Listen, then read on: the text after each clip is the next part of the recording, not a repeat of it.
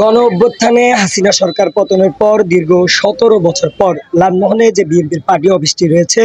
সেটি কিন্তু আবার পুনরূপে সেজেছে এবং বিএনপির যেই নেতাকর্মীরা দীর্ঘদিন নিপীড়িত ছিল তারা কিন্তু আস্তে আস্তে এই পার্টি অফিসে ফিরে আসছে এবং তারা এই নিজেদের যে বাড়ি বা পার্টি অফিস রয়েছে এটিতে ফিরতে পেরে তাদের কেমন লাগছে এবং যেসব ফ্যাসিস্টরা রয়েছে তারা এখন যে শান্ত লালমোহনকে অশান্ত করার চেষ্টা করছে এটিকে তারা কিভাবে দেখছে আমরা সেই নিপীড়িত বিভিন্ন নেতাকর্মীর সাথে কথা বলার চেষ্টা করব এবং জানানোর চেষ্টা করব তারা আসলে এই বিষয়টি কেমন করে দেখছে। এবং আমরা আরেকটু বলে রাখি বিএনপির সাবেক মন্ত্রী এবং এখানকার স্থানীয় সংসদ মেজর হাফিজ তিনি কিন্তু নির্দেশনা দিয়েছেন এখানে কোনোভাবে সাধারণ মানুষকে এবং সংখ্যালঘু মানুষের নিরাপত্তা নিশ্চিত করার জন্য স্থানীয় যে নেতাকর্মীরা রয়েছে তাদেরকে, এবং স্থানীয় নেতাকর্মীরাও বলছে ফ্যাসিস্টদের আসলে কোনো রকম জায়গা এই বাংলাদেশে হবে না এবং তারা সর্বোচ্চ যে লুট চাঁদাবাজি বা শান্ত লালমোহনকে অশান্ত করার যে চেষ্টা রয়েছে এটিকে কিন্তু রুখে দেওয়ার সর্বোচ্চ চেষ্টা করছে। এখন আমরা তাদের কাছে জানার চেষ্টা করব এই ১৭ বছর পর তাদের পার্টি অফিসে বা তাদের ঘরে ফিরতে পেরে তাদের কেমন লাগছে এবং সাধারণ মানুষের এই বিষয়টাকে ফ্যাসিস্টবাদদেরকে তারা কিভাবে দেখছে। কেউ যদি বিশৃঙ্খল করেন তার বিরুদ্ধে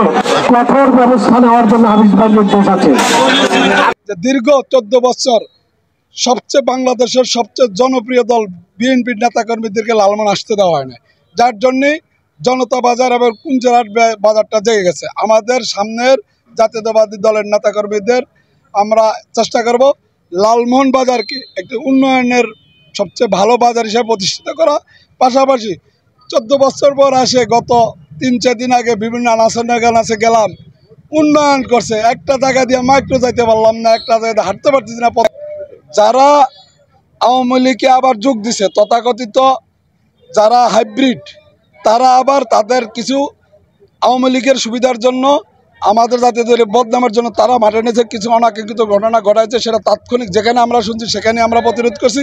বাকিটা এই সমস্ত লোক লালমোহনের ত্রিসীমানা ইনশাল্লাহ থাকতে পারবে না, নিশ্চিত থাকেন। ১৭ বছর আমরা ফ্যাসিস্ট আওয়ামী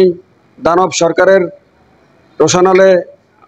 আমাদের রক্ত ঘাম শ্রম ত্যাগ সব কিছু বিনিময়ে আজকে আমরা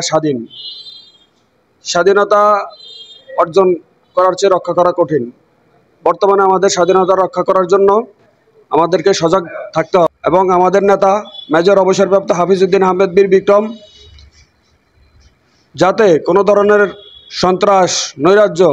কোনো ধরনের কিছু না হতে পারে, হিন্দু সম্প্রদায় এবং আমাদের যে সংখ্যালঘু সম্প্রদায় আছে তাদের উপরে যাতে কোনো ধরনের আক্রমণ না হয়, এটার জন্য প্রিয় নেতা খুব কড়াভাবে নির্দেশ দিয়েছেন। 17টি বছর